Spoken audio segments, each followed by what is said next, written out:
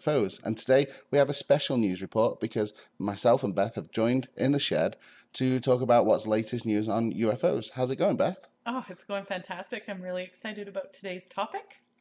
Right, okay, and this takes us to a place, and I'm sure that you chose this report on purpose because I have an issue with some of the longer words. So this this sighting actually takes place at Popo. Catapedal. Who? Popocatépetl.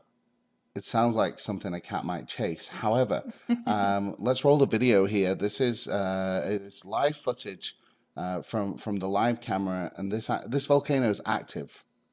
Correct. Yeah, it's very active. And Popocatépetl is actually one of the top UFO sighting volcanoes in the world. And there's also a lot of sightings, including biped unknown figures walking on this volcano with footwear that's not human. So there's a lot of conspiracy theory, a lot of UFO sightings, and a lot of other things happening here. And if you can't pronounce Popocatépetl with whatever accent each of us has, that was a Canadian accent, you can call it the Popo, and that's its nickname. Okay, so which would be very apt with all the strange activity that's taking place in volcanoes across the world. I mean, Absolutely. we actually have seen many different sightings, and here on this particular sighting that has just taken place, you see these lights traversing across the horizon. It is a time delay camera that's on this volcano, so it kind of takes a shot every second. So this object here is really covering a lot of ground as we talk. But early on in this video, you actually see at about where this unidentified object is right now, there's another dark Shadow shadow. behavior pattern. There's something that happens in the lower right hand of the screen. And it comes into the screen and it leaves. So you guys might want to. I'll replay just that section here at the end of the news section on the volcanoes here. But I mean, we really are seeing, right around the world that there's strange activity. Here's a Costa Rican sighting of a UFO, and you can see here that the bright light goes into the clouds, comes out of the clouds, and then kind of disappears behind this volcano in Costa Rica, and then it reappears in the sky right here. Yeah, actually, it's an elliptical orbit and an unusual angle. So, in that Costa Rica volcano, I've actually lived on that volcano, and there's a lot of particularly unusual supernatural, paranormal, and UFO activity that happens on that particular volcano. And I've never seen a UFO do such a strange elliptical orbit as I did in that video clip. Right, and here's another volcano in Costa Rica right now, and these were still images taken of what is a UFO. It looks like it's almost got, the typical dome shape here, with some bits sticking off it. So there's definitely some strange activity that takes place. It reminds me of the antenna described in a 1966 Michigan Dexter UFO video that we covered in one of our Shit Show Talk videos. Yeah. And they claimed that there was antenna coming out the sides, almost like measuring the atmosphere. I mean, we've caught these things on camera shooting, almost disappearing into the volcanoes, which really leads to the conspiracy theory that there is these bases that are under these volcanoes. And some people have even said that these volcanic eruptions have just kind of stopped, almost as if they've shot maybe ice into them or something like that. But it's very, very strange. There's a lot of activity right now around these volcanoes. There has been really throughout time, and we can actually check back through the historical records where the early precursor of the human race was carving paintings into this, where they'd actually seen the sightings. Yeah, and what I really like about this video that's on the screen right now is that the object in this one had a dual orb appearance, just like the first video we watched in Popocatépetl. You can actually see... Which I put on the screen here now for us. Yes, thank you. You can actually see as that one moves across, it has a very similar shape and formation as to the video just prior to it. And these are different footages from different cameras at different times of day, and they're mirroring one another. And I find that really curious. Right, that's true. So I think what we can definitely tell is that if there's an eruption, there's usually some kind of phenomena surrounding that eruption that we can't explain that's on camera. So it's very, very interesting what's going on with these volcanoes. Yeah, if anybody has any tips or any pictures, Mm-hmm. I'm particularly interested in UFOs and volcanoes. And as you heard me mention, spending some time on a volcano definitely opened my interest to activities surrounding them. And there is such a strong theory, Paul, that these are potential UFO bases, maybe 4 to 7 kilometers under the ground, and others have even thought they're perhaps military bases. But there's three things going on: something's underground, something's being shot into volcanoes that might actually be triggering or preventing activity in a volcano. What's that all about? Mm-hmm. And the third is that when these volcanoes erupt on the mountain range, you're seeing all kinds of reports pop up in different sightings. So has anybody actually sat down and collected all these together and made some kind of cumulative investigation into what's going on at volcanoes? And maybe that's something you, the viewers, can do with us at Shed Show Talk, and we can talk about what we find. Absolutely. Well, certainly Popo volcano. I'm not going to try and pronounce the name again because it just doesn't sit well with me. Certainly some interesting stuff going on there.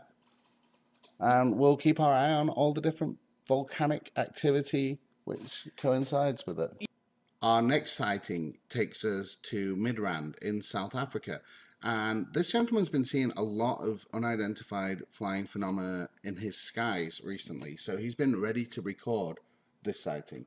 Yeah, absolutely. And he's a UFO scout. He believes in ufology, and so for somebody who scouts UFOs to be able to see one and record it and share that with the rest of us, man, that's an exciting time. Yeah, and he does a great description of what it is that he's seeing, and I'm going to read that at the end of the video. Let's watch his clip here.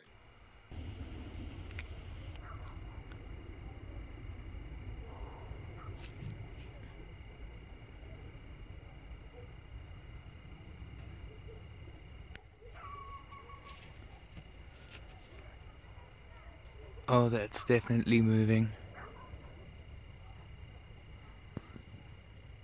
Thank you.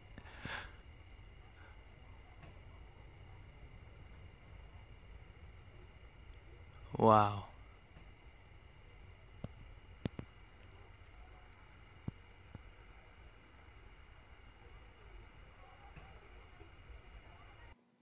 So there we go. Definitely something flashing in the sky that is moving along there. He's been seeing these quite a lot recently.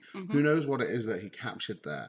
But let me read out his long form report here. Yeah. And it says, I was looking for a craft which I could video, as I had seen a couple of UFOs previously. It hovered over the distance.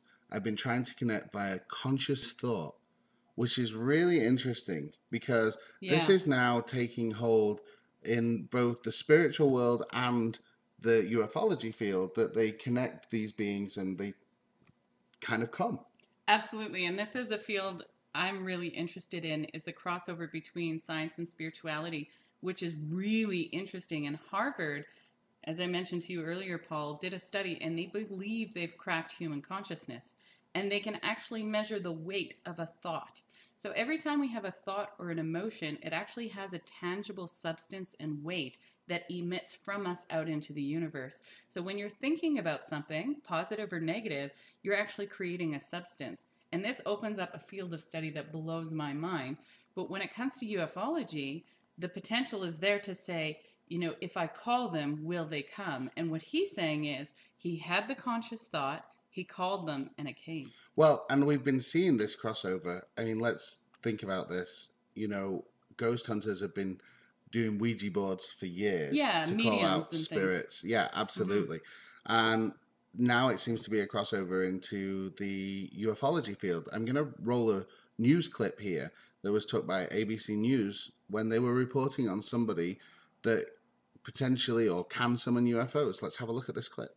He says the voice in his head told him to go public now, so we took him up on his offer, and we scanned the skies. Nothing but a few clouds. When the prophet started praying for a sighting, I wasn't exactly convinced. I pray, O Yahweh, that you send a sighting so that they know that I am not mentally ill. I am not a false prophet, like those who seek to kill me say I am. I see something straight up. Oh, brother, look at it. There it is. You can barely clearly see it, a white speck. Then another sighting. There it is. I got it.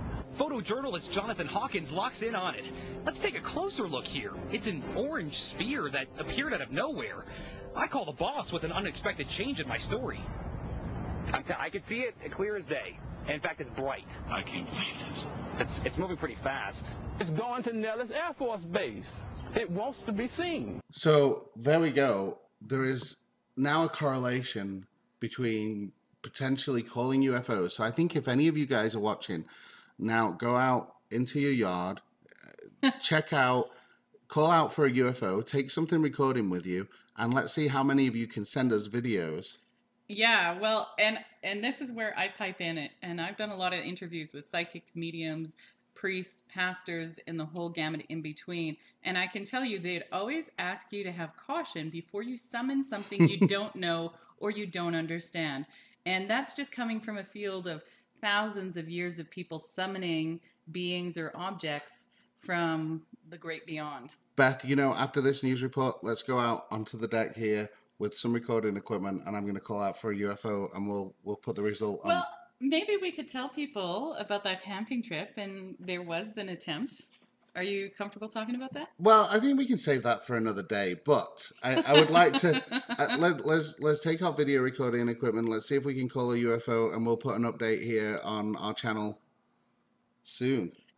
Our next sighting comes out of Illinois at a place called Lake Story Park in Galesburg, and this sighting is truly spectacular. Would you like to tell us a little bit about this one, Paul? Well, yeah, this guy was out in the park here that we just saw on the screen, and he was taking pictures. And when he's actually looked at the pictures afterwards, he spotted that there's this bluish green orb in the trees. And you can see on the right side of this picture, there's a boat, and the boat seems a lot smaller than this orb, so it was a pretty large thing. And what's interesting is if you look at the approximation of those people, that would make this orb at least 8 feet in diameter. Right, exactly. Yeah, that's fascinating. And what I like about this is he said when he looked at his camera, he couldn't see what he could see with his naked eye. Like his physical vision and his camera vision were seeing two different things. Oh, right. So he actually saw this in the camera Yes. footage as he was taking it, but he couldn't Yeah. see it with the naked eye. Absolutely. And this is something I've come across in a few of my videos when I'm looking at orbs, is that people will either sense something and see it, but there seems to be a distinct difference between physical vision, camera vision, and some would argue even spiritual vision. Wow, that's incredible. And you've actually got the original Facebook footage post here. Yeah. And what he said is, look what I captured while taking pictures today. Look at the size of it compared to the two people in the boat. And you can see it's behind the trees in the woods. You be the judge what it is. Wow, that's Yeah. great. What is it? I have absolutely no idea what this could be. I mean, it's strange that he could see it in his camera viewfinder, but he couldn't actually see it with his own eye. I mean, we have seen stuff like that. There was the Chilean naval video that was Yes. released just recently, and that was really only visible on the infrared spectrum. So we do see where the human eye isn't catching these things, as almost if they are cloaked to the human eye, but our mechanical items are capturing these. Yeah, and it can work both ways. I've seen reports where people could see something with their eye. They go to record it, and it just looks like a dot in the sky. Yeah. And that's quite common in UFO sightings. And then on the flip side, somebody might sense something, but they can't see it, and a camera will pick it up. Or in another case, they might be oblivious to it altogether and then notice something, as this gentleman did. He looked at his camera and he thought, what on earth is this? Now, because it's behind the trees, it really automatically rules out having a reflection. Yes, that's right, because you can see the branches and everything in front of it for sure. Really interesting story there. And if anybody else saw this in the park or was taking photographs, there's definitely other people about there, then let us know here at shedshowtalk@gmail.com. And also, if you know of any other stories pertaining to this park, perhaps there's some ghosts or mysteries or things. We do a lot of crossover subjects here on Shed Show Talk. We like to talk about all things unidentified, unclassified, so... Absolutely. Well, it definitely looks like a very popular place, a beautiful lake right there. And it's called Story Lake. So there's got to be a story. There has to be. Well, you know what? I'm really glad that it's springtime and we were able to get back out into the shed because it's been too long since we've done a recording together. Yeah. Yeah, I had fun. Thanks for watching us here at Shed Show Talk. We really appreciate you guys viewing this video to the end. And don't forget, hit subscribe on your way out. Absolutely. And remember to keep your eyes to the sky and Be ready to record at any time.